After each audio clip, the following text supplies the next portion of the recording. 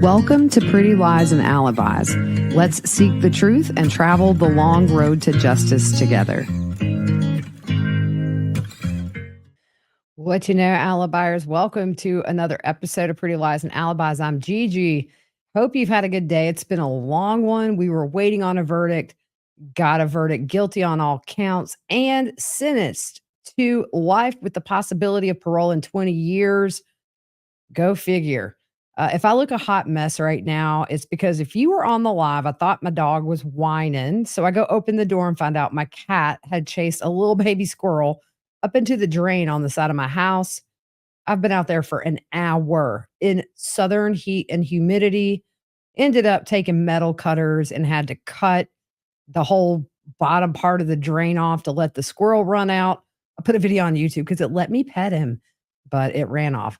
All right, you know to subscribe, all that jazz. Your girl's tired. And I am going to do this music fact of the day because I love it. Bob Marley gave songwriting credits on No Woman, No Cry to his childhood friend, Vincent Ford, who ran a soup kitchen in Jamaica. The royalties from that song help keep that kitchen running. Let's jump into the guilty verdict and then the victim impact statements.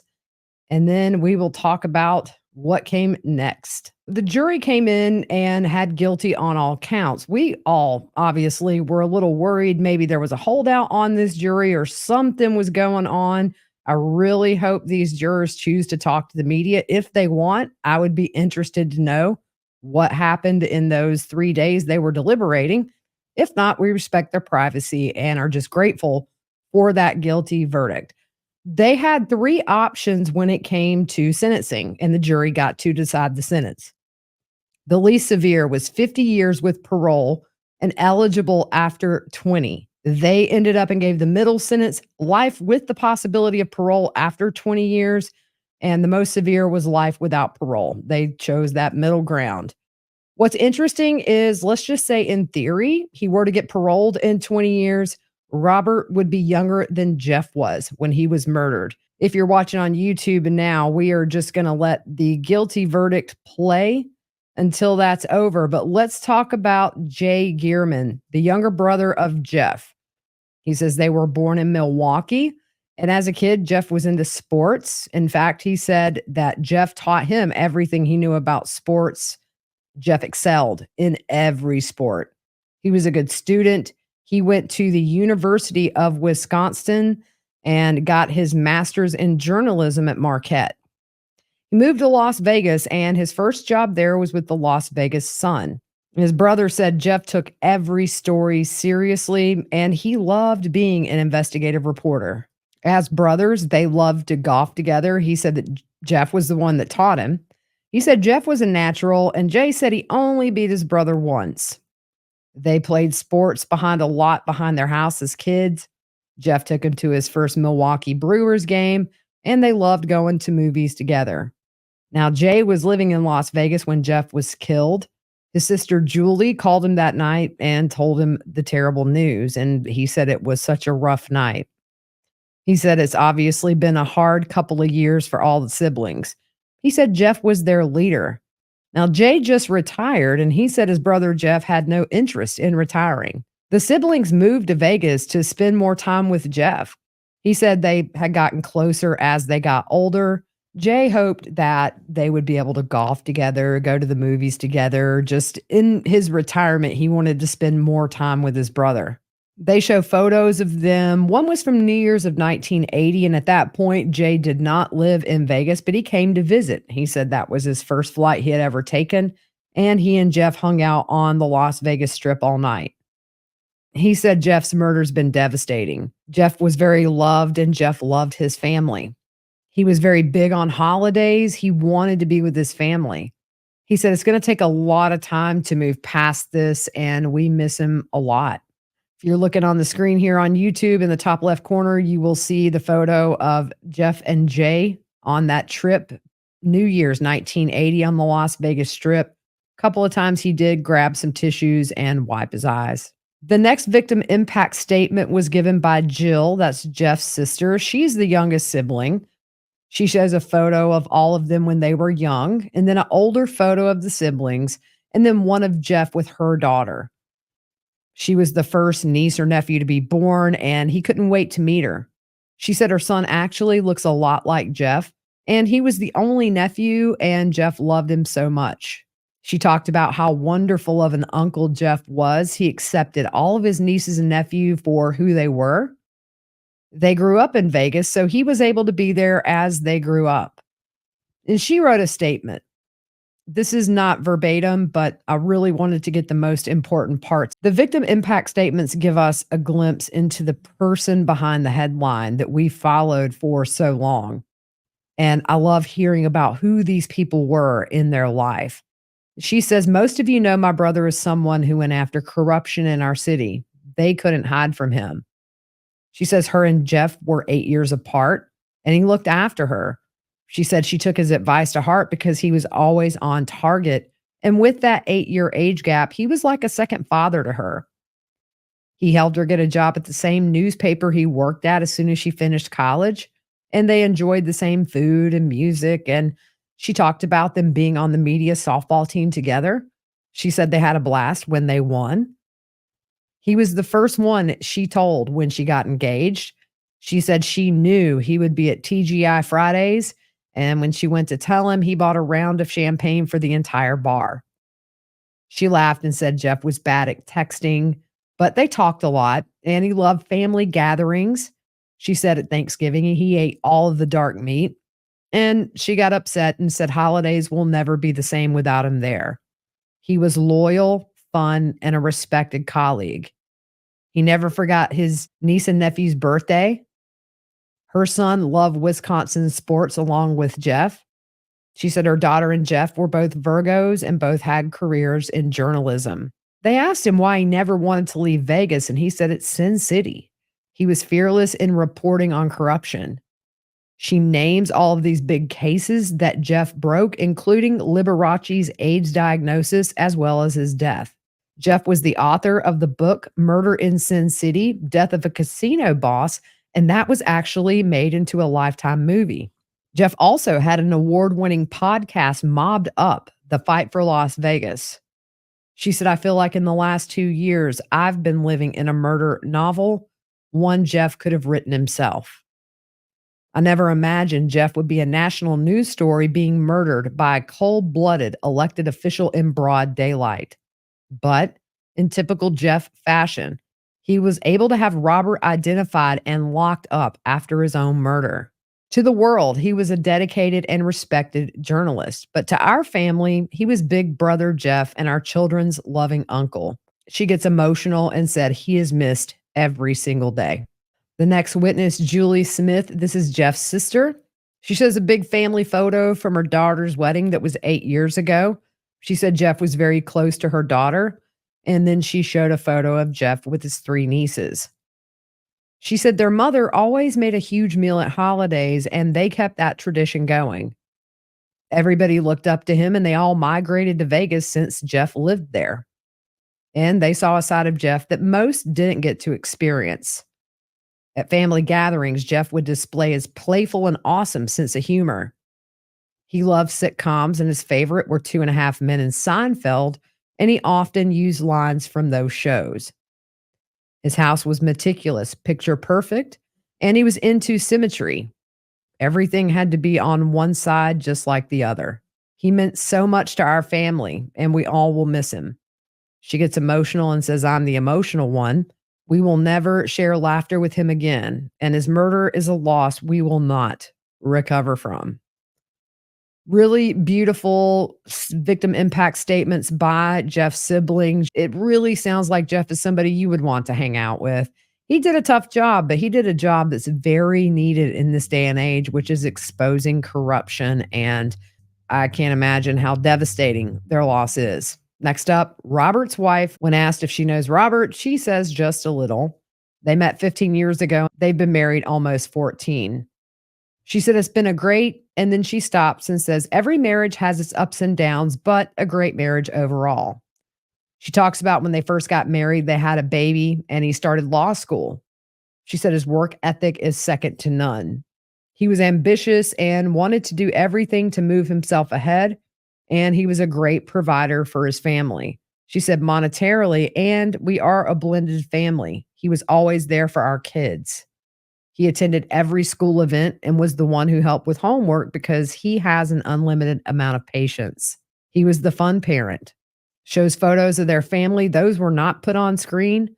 And she said Robert treated her son from a previous relationship the same as if he was his own. Her son was 3 years old when they got together, and to this day, he doesn't treat him any differently. She said he is an amazing father. To this day, he tries to share experiences with the kids. He talks to my daughter about anime, and they send each other drawings. He's fostered his relationship with his kids even while in jail. She said that she would love for her children to have a chance to have their father back. And that was it for her. The next witness, Tanya Burton, that is Robert's ex wife, as well as the mother of his 16-year-old daughter. She said Robert is a great dad. He loves her and she misses him every day. He's always been an advocate for his daughter's diabetes, and he was up on every new technology, new sensors, very big on making sure her diet was appropriate for her diagnosis. She said, in spite of the fact they obviously aren't together, they've continued to co parent, and he included her other children with his. She said Robert is capable of change and learning if he has that direction. She said she has hope that Robert can walk her daughter down the aisle and be there when she has children. The last witness to take the stand for Robert, Rose Anaya, Robert's mother. She says she was 18 when Robert was born. Robert was a great big brother to his siblings, took good care of them. They show a photo of when Robert was a baby and then around age 5 with his siblings. Those were not put on screen.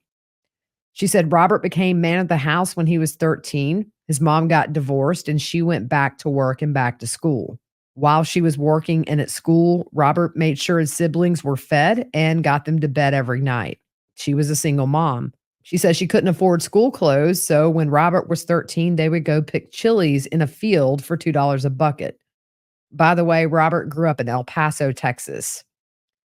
Robert came to her rescue to protect her. He got a job at a gas station in high school, and he took his siblings to school every morning and picked them up. She said he was a good dad, very involved. He helped her financially, and they still talk several times a week. We thought she was done. She asked the judge if she could say something else, and she speaks directly to the jury. She said she accepts the verdict, but please give him a chance at parole. His family is young, and she wants him to have a chance with them. The defense, he said, the judgment you pass will leave a mark on Robert's life as well as yours. We have 2 devastated families. What's the appropriate sentence? It's a murder case. No sentence is ever going to bring Jeff back. He said another consideration is deterrence. The sentence you decide is the sentence that stays. Another consideration is rehabilitation. Any sentence you determine involves a heavy prison sentence. We heard from his family. He's smart. He's capable of learning. Any sentence you impose will be a long period of incarceration and possibly forever. And I'm asking you not to do that. Another consideration is retribution. He says we come from the Judeo-Christian an eye for an eye, a tooth for a tooth. He said he's not a very religious man, but we end up being blind and toothless. It's a tug of war between retribution and redemption. For justice to be justice, there needs to be an element of mercy and hope. He said, we don't forgive to let an offender off. Forgiveness is for us preserving ourselves as a society. We have to have an element of mercy and forgiveness. Robert's intelligent and he can learn. The sentence, you can decide how will it affect his family, his kids, and we respect your verdict. But what happens now? Give his kids the opportunity decades from now to have their dad back. Maybe his mom will be alive and give her the chance to have her son back. Allow for there to be mercy in the determination. He said Robert will not speak, but he maintains his innocence and don't punish him for that. Give him a chance as an old man to be around his grandkids. Don't lock him up and throw away the key. The state gets up, and with crimes like this, there's a ripple effect. We're here because of Robert's actions. It was the manner in which he chose to handle this situation that caused the ripple effect on his family and Jeff's. Robert is not the same as most who go through the system. He's educated and had a pretty good upbringing. The world wasn't going to end in his situation. He simply lost his election and he chose. No one forced his hand. One thing we need to talk about is the idea of what the defense mentioned: redemption versus retribution. When you think about the act he committed on Jeff, what was that? It was an act of retribution. He decided to be judge, jury, and literally the executioner to a man who was doing his job. He didn't have to do it, but that's how Robert felt it was appropriate to handle this situation. He took the patriarch of a family away because he didn't like what was being written about him. This is the way he decides to handle things when he feels slighted. Atonement is appropriate in certain circumstances, but when he took the stand, he was willing to sacrifice the reputations of Compass, members of the PA's office, members of law enforcement, Detective Gaddis, Detective Jappy, Detective Mogg, the DNA lab, and even the DA's office. Why? To save himself. That's the length he was willing to go to save himself. It's a really scary thought. Life is an appropriate punishment, whether it's with the possibility of parole in 20 years, but a life sentence is appropriate. Robert decided to kill someone he felt slighted against, and the beauty of it is if he ever gets out, he will always be monitored. There is a chance of dangerousness in him. There's a chance something like this could happen again, and that should be considered. The other is we shouldn't ignore what happened here. A journalist wrote a series of stories and lost their life because of it, because Robert didn't like the consequences of the stories. Life is appropriate. Whether parole eligibility is something you wish to grant, we leave that to you. He was highly intelligent. He had a loving family with a future ahead of him, and his life wasn't over. He let his ego and pride get in the way, and it manifested in the worst possible way. And we've lost one of the best investigative journalists in the world. And that was it. And the jury came back with that middle. He has to serve 20 years before he's eligible for parole. It's their call. They heard this case. They deliberated. They made the choice they felt was right. I do feel like the three women that spoke on Robert's behalf, his current wife, his ex-wife, and his mother, swayed that jury a bit, especially when the mom turns and looks at that jury, because you've got 7 women on that jury, I believe, who are probably moms. And I think maybe that's what swayed them, and hearing these stories of how he was a great dad. But here's the thing for me: the minute that he chose to kill Jeff Gearman, he was not thinking of his kids, because regardless of whether he gets parole in 20 years or never, these kids will deal with the trauma of their dad's terrible decision in a moment where he was thinking about anything but them. I think Robert Tellis is a dangerous man. I think that if he gets out in 20, 30 years, if I were anybody that he accused of setting him up, I would probably be scared. Sometime in October for the formal sentencing, but what a crazy trial. Even though it wasn't really a whodunit, the twists and turns and him taking the stand and everything he spewed up there, there were times my mouth was just wide open. And then we got into this drama of deliberations going in today. So if any of the jurors speak out, I'll let you know what they say. Hopefully they will, but that's it for now. The next big trial we're going to be on, Donna Adelson. That starts next month. And then pretty much right after Donna Adelson, we have Sarah Boone going to trial. So it's going to be a busy month or month and a few weeks for this podcast. Come along. I'll be live streaming both trials all day, every day. And I'll do like I did in this, a recap in an hour or less of the day's testimony. Big thank you to the mods who held down the chat every day. You guys rock. And to the people that came in and chatted. We have such an amazing little community we've created. And it's just a great chat. It's a safe place where we all just talk about what we're hearing. So come join us if you have time. All right. We will see you guys in the next day or so. I think I may take a day off tomorrow just to chill. I hope you guys have a good rest of your evening. We'll see you soon.